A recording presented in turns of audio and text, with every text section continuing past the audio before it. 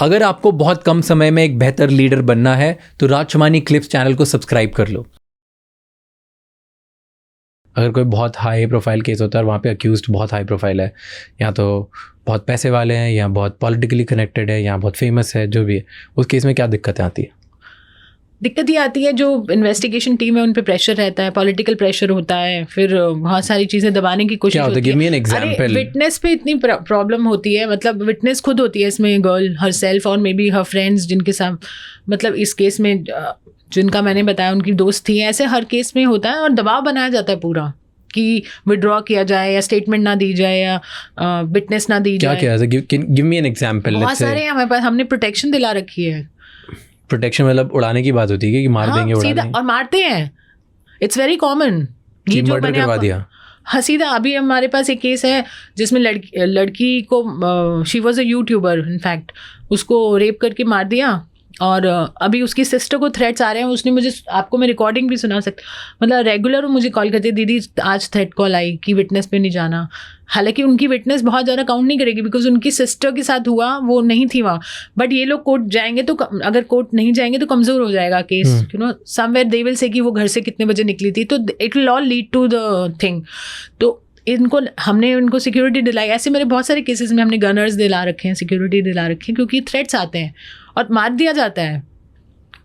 Influential अगर होते हैं, मोर देन इन्फ्लुएंशियल ना, मैं वो शब्द मैं शायद नहीं समझा पा रही हूँ।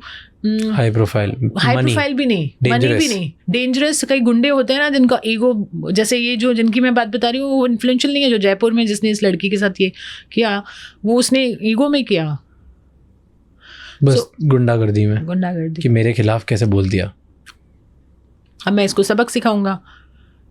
तो उस केस में डिफ़िकल्टीज मतलब ये होती है कि एक तो डराते हैं कि जो विटनेस है सब उसको डराएंगे, जो विक्टिम है उसको भी डराएंगे, हमें भी डराते हैं, जो फाइट कर रहे हैं उनको भी डराते हैं हमें तो पूरा डराते हैं। एंड डराने के अलावा बहुत बार ऐसा भी तो होता है कि नहीं डराया, लेकिन वो इतने इन्फ्लुएंशियल होते हैं या इतने कनेक्शंस होते हैं उनके कि उनके बारे में आप कुछ भी रिपोर्ट लिखा उन तक पहुंचती नहीं और नाम चेंज हो जाता है और आगे बढ़ जाते हैं। हाँ, तो मेरे पास बहुत सारे ऐसे केस हैं, अगर आप रेडी हैं तो मैं बात कर सकती हूँ। बिल्कुल।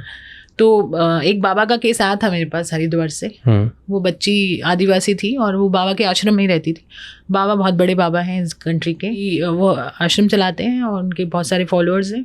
वो बच्ची हमारे को किसी ने रेफ़र की, वहाँ पे भी मेरे साथ गेम किया किसी लॉयर ने, बिकॉज मेरा सोशल मीडिया स्ट्रॉन्ग है और मैं उठाती हूँ और जेन्युइनली उठाती हूँ, दिल से उठाती हूँ। मैं रो भी पड़ती हूँ विक्टिम्स के साथ, मैं इमोशनली बहुत चार्ज्ड अप हो जाती हूँ। तो मुझे कोविड के दौरान कॉल आया और उसने मुझे, एक लॉयर ने दिल्ली के, मुझे बोला कि योगिता तुम इससे मिलो, एक विक्टिम आई है और वो मेरे से लीगल हेल्प मांग रही है और वो बीमार है बहुत, उसकी तबीयत ठीक नहीं है, शी इज़ सिंकिंग। सो मैं उसको मिलने गई और मैंने उसकी पूरी कहानी सुनी। वो फूट के रोई, उसने कहानी बताई और मैंने उसका फेस कवर करके उसको रिकॉर्ड भी किया, ताकि वो हमें भी ज़रूरी रहता है, क्योंकि मुझे मालूम है कई बार विक्टिम्स पलट जाते हैं। तो मैंने रिकॉर्ड किया उनकी पूरी कहानी, बिल्कुल जेन्युइन वाइब्स थी, मतलब उसके साथ हुआ था वो, it was coming to me और मुझे समझ में आता है। और वो इतना रोई, और उनके साथ बचपन में हुआ था, वो 2-4 साल पहले हुआ था। वो अब हिम्मत करके आई बाहर जब वो आश्रम से निकल पाई। तो उसने बताया कि मैं छोटी थी 12 साल की, मैं दूध लेके गई, इनके रूम में मुझे भेजा गया, हर नई लड़की को भेजते थे, एंड बाबा जी ने मेरे साथ बलात्कार किया, 4 बार किया। एक बार मैं फेंट हो गई, तो मैं फेंट थी तब भी कर लिया। He was 70+। फिर ये 4 साल 5 साल आश्रम में रही, तो और भी डेथ्स हुई वहाँ बच्चियों की, लड़कियों की। इसको कोई दवा खिलाते थे ज़बरदस्ती, उस दवा में ज़्यादा नहीं, मतलब सॉरी टू से ज़्यादा नहीं, बार बार नहीं किया, 4 बार किया बलात्कार, क्योंकि कई बार हमारे पास कहानी आती है रोज़ ही बलात्कार हो रहे होते हैं। इनको 4 बार बलात्कार किया, बट इनको आश्रम में रखा 5 साल, इनको दवा खिलाई, कायदे से उनको ट्यूबरक्लोसिस दिया गया, ट्यूबरक्लोसिस, टीबी की बीमारी गिफ्ट की गई उनको दवाई से। क्यों? ताकि वो मर जाएं धीरे धीरे। ये एक प्लान्ड, ये बड़ा अच्छा उन्होंने निकाला आइडिया कि अगर मैं इसको वैसे मार दूंगा या ऐसे तो वो लगेगा नहीं, अब मैं बीमारी पास कर दूंगा। तो उन्होंने स्मार्टली इनको बीमारी दी जी। और वो लड़की बहुत ज़्यादा, अभी मैं बताऊंगी आगे क्या हुआ। तो उनको टीबी हो गया। अब टीबी उनका ऐसा हो गया कि उनका खून ही नहीं बनता था बॉडी में। तो मैं उसके इलाज में बिजी हो गई। मैंने कहा पहले इलाज कराओ, फिर हम केस देखेंगे। फिर हमने बाद में पता चला, मैंने हाईलाइट कर दिया अपने ट्विटर से ये वो, तो वो लॉयर भाई साहब ने वहाँ से पैसे ले लिए, हाईलाइट करवा के वहाँ से पैसे ले लिए और केस से बाहर हो गए। अच्छा, जो फाइट कर रहे थे। हाँ। तो उन्होंने बाबा के साइड से पैसे ले लिए, सेटिंग। उन्होंने पहले से सेट था, तो उनको अपना भाव बढ़ाना था, तो उन्होंने मुझे इस्तेमाल किया। ओके, ठीक है। हमने बच्ची का इलाज कराया, बच्ची को कॉन्फिडेंस में लिया। मैंने बोला मैं तुम्हारी प्रेस रिलीज़ करी, प्रेस कॉन्फ्रेंस करी, उसका स्टेटमेंट कराया, इलाज कराया, उसको तैयार किया।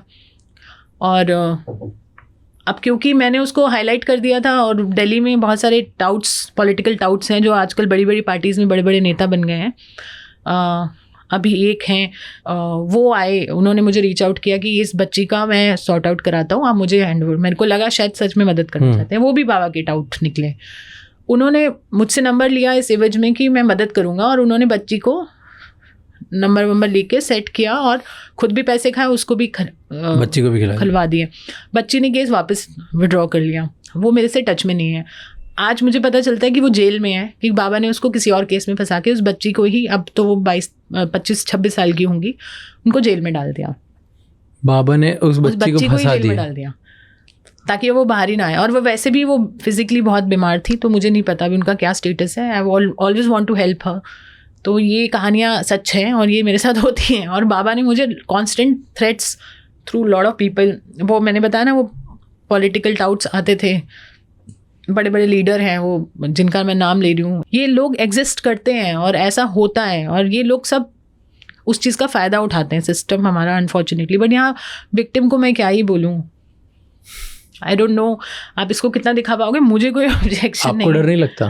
मुझे लगता है कभी कभी ये वाला नहीं कि जैसे मुझे ये लगता है कि इस बच्ची को जैसे जेल डाला, जेल मुझे भी हो सकती थी, मेरे को भी थ्रेट आए, वो मुझे भी फंसा सकते हैं, और आज भी फंसा सकते हैं, आज भी, बिकॉज ही इज वेरी। अगर आप ऐसे बता रहे हो जैसे पब्लिकली आप जा भी रहे हो, बट मैं चाहती हूँ, मेरी कॉन्शियस मेरे को अलाउ नहीं करती कि मैं इसको अंदर रखूँ अपने। I want to share. मैंने अभी भी शेयर किया था अपनी, मैं किताब लिख रही हूँ, मैंने उसमें भी लिखा है।